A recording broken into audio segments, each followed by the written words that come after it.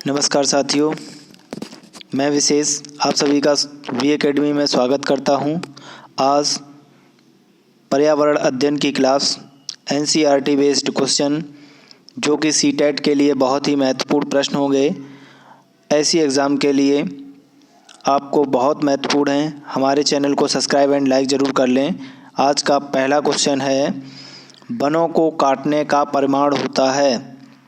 वनों को काटने का परिणाम होता है मिट्टी का संरक्षण, अनियंत्रित बाढ़, वर्षा और नमी में वृद्धि, उष्णता में कमी या उपरोक्त सभी। तो इनमें से आपका कौन सा सही है? तो आंसर जाता है ए के साथ। आंसर जाता है ए के साथ, मिट्टी क्षरण और अनियंत्रित बाढ़। नेक्स्ट क्वेश्चन है हमारा क्वेश्चन नंबर 2। निम्नलिखित में से कौन व्यवस्था प्राकृतिक नियमों से संचालित नहीं होती? खाद्य श्रृंखला, ऊर्जा का प्रवाह, उष्णता, मानव प्रेरित पारिस्थितिकी तंत्र। तो आंसर जाता है आपका डी के साथ, मानव प्रेरित पारिस्थितिकी तंत्र। आपका डी आंसर सही है। नेक्स्ट क्वेश्चन हमारा है, ईवीएस संक्षेपण ... अर्थ में प्रयुक्त होता है? एनवायरमेंटल स्टडीज़ में, एनवायरमेंटल साइंस में, एनवायरमेंटल स्किल्स में, एनवायरमेंटल सीसेंज में।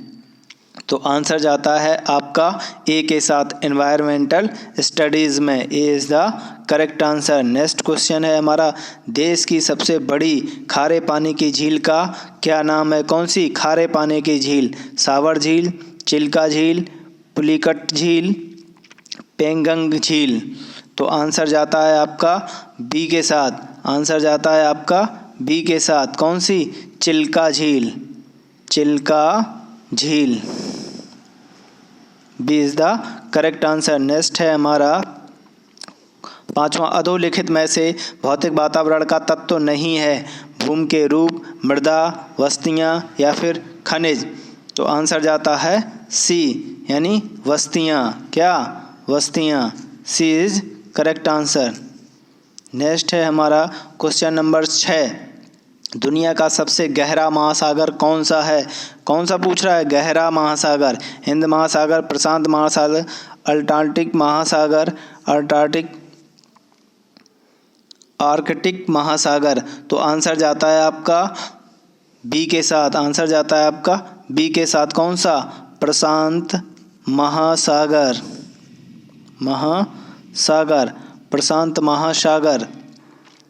नेक्स्ट क्वेश्चन है आपका, प्राथमिक स्तर पर पर्यावरण अध्ययन में आकलन के लिए उपकरण निम्नवत है? प्राथमिक स्तर पर पर्यावरण अध्ययन में आकलन के लिए निम्नलिखित उपकरण हैं? परियोजनाकार, क्षेत्र भ्रमण, जर्नल लिखना, विचार मानचित्रण।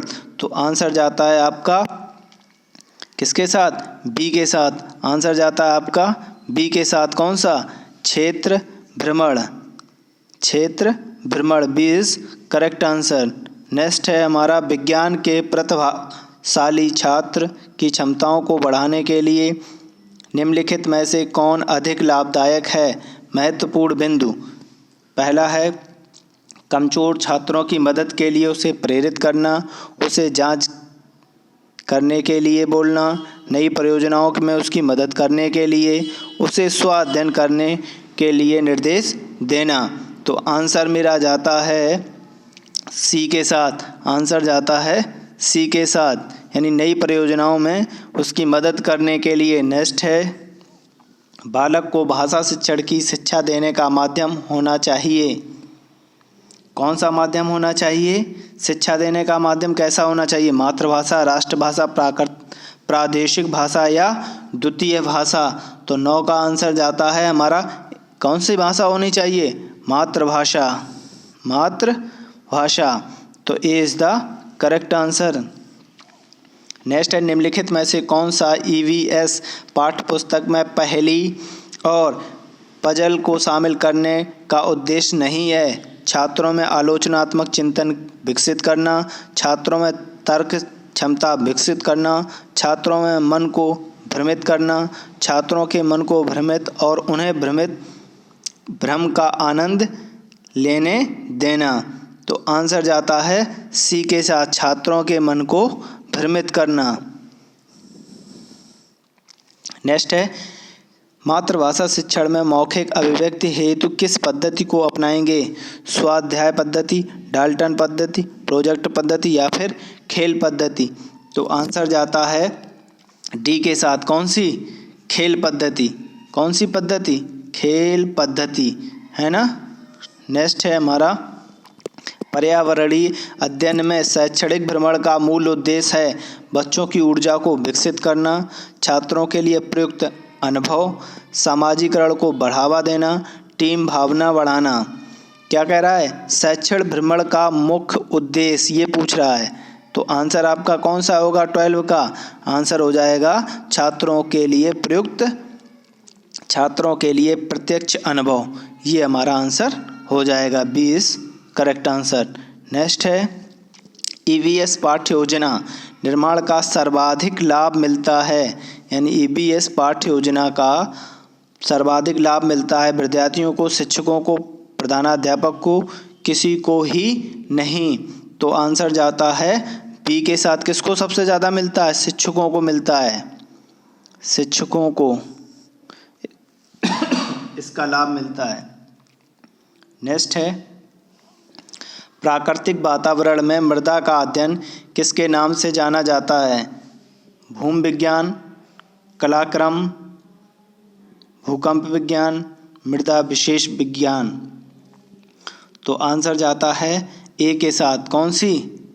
भूमि विज्ञान के साथ। किसके साथ? भूमि विज्ञान। नेक्स्ट है हमारा 15 क्वेश्चन नंबर, पानी की कमी का क्या तात्पर्य है? जल संसाधनों की पर्याप्त उपलब्धता, खारे पानी की अधिक उपयोग, जल संसाधनों की अपर्याप्त उपलब्धता, उपयुक्त में से कोई नहीं। तो आंसर जाता है सी के साथ, जल संसाधनों की अपर्याप्त उपलब्धता। सी इज़ द करेक्ट आंसर। आप सभी वी एकेडमी को लाइक शेयर सब्सक्राइब जरूर करें। ऐसी आगे क्वेश्चन जानने के लिए मेरे चैनल को सब्सक्राइब कर लें, फॉरवर्ड करें। थैंक यू मित्रों।